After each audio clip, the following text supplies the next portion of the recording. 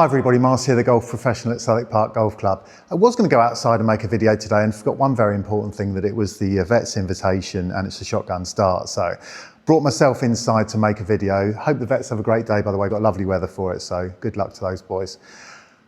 Now, a lot of you will struggle with an over the top, a swing path that's out to in, causing you to slice a lot of shots, hit them off the toe, maybe pull them. And I've got this little method I use sometimes for people that are better ball strikers. And it's a way to hit a controlled hook, and it has really good effect sometimes on players. So, I mean, I don't want to kibosh the situation, but so I had a lot of success with that with Gary Smith this week. So if he has some good scores in the next couple of weeks, you know what I'm talking about has worked. So if you can have the ability to play a controlled on-purpose hook and completely rewire your brain for a swing path that's in to out, then for a lot of people it can start to cure a problem. So I'm going to show you how to do it, talk you through it, and see if you can have a go at it yourself if you've got this swing fault problem. Right. Okay, so how do you play an on-purpose hook? So you've got to do a couple of things. The first thing you've got to do is to point your club at your intended target. I've got a 6-iron here. Now with my feet, my knees, my hips and my shoulders, I'm going to be pointing a long way to the right of the target. And I'm going to try and swing along the line of my toes. And because my club is facing the target, it will give it a lot of spin to hook it back towards the target. So point my club at the target, my feet, my knees, my hips and my shoulders are miles to the right, and I'm going to swing along that line, forcing my club into out in a big way, and it will hopefully look something like this. Okay, so we start to the right of the target and it hooks back, right? So I want you to understand a couple of numbers and a bit of a visual thing here.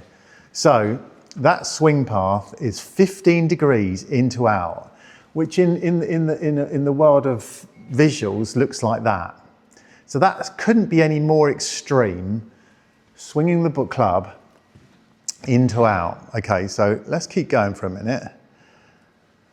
Because for some people, you may never, ever, ever have been swung into out in your whole life. Every time you've played golf from the start, if you got that little bit wrong, your swing path would be too much across the ball. Now, why I like to try this is then we start to creep it in a little bit. So now I'm pointing my club at the target, aiming my feet, which would be, say, to the right of the green just, or you know, let's say it was on the second, my feet would be aiming at the bunkers on the right. And then I've started to got a little bit more of a draw. So you can see that one started a little bit to the right and it's come back to the target. Right, okay. So once you understand that, then you start to come back to stand squarely. So you're now gonna aim correctly. You're gonna aim your feet parallel to your target line, but can you stick with the feeling that you're dropping the club and you're playing that hooky type of shot still? And then you can hit some nice straight shots coming slightly from the inside. Let me show you something. That 6-iron's gone 218 yards total distance. I've swung at 88. I'll try and swing the same and swing across over the top.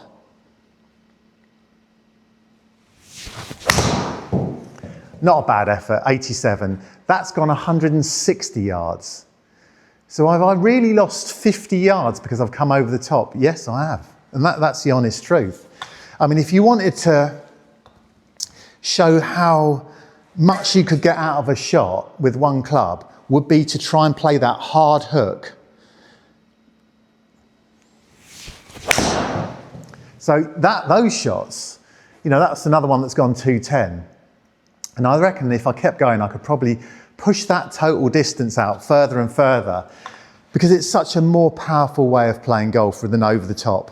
So in a course of a lesson where someone's coming over, you know, they're creating that little forward motion and they're coming across the ball, I will try and talk about initially feeling like you're dropping your hands, reconnecting this right elbow, and then I'll try, you know, can you feel like this right shoulder is working down and underneath, very Ryan Fox-like, you know, as he hit the ball?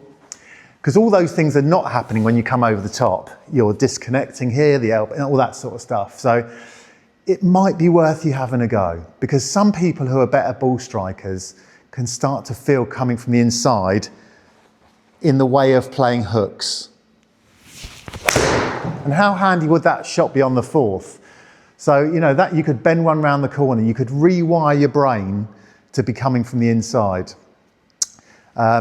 So if you don't get it, you can come, and I will give you help with this. This is something we can practice, because if you've spent your whole life fading and slicing, then stop, learn to hook the ball, because it's not impossible, and it's just a bit of science really. It's reversing spin. You know, one of the things you see a lot in golf for me is I've got a bit of a slice, so I'll tell you what I'm going to do. I'm going to aim to the left, and my slappy slice will get back to the middle. But I'm creating far more problems by doing that. For example, what we're talking about here, and I'm going to give you a really extreme example of this. If I put my right foot right back and my left foot forward, I almost can't slice the ball now. I can only do that. Let me show you, that's just a 6-iron coming massively from the inside with a closing face. So let me just reassure you that you could get so much more distance by doing that than this. Thank you for watching. See you all next week. So you can see in this swing here that Ian has corrected his backswing position.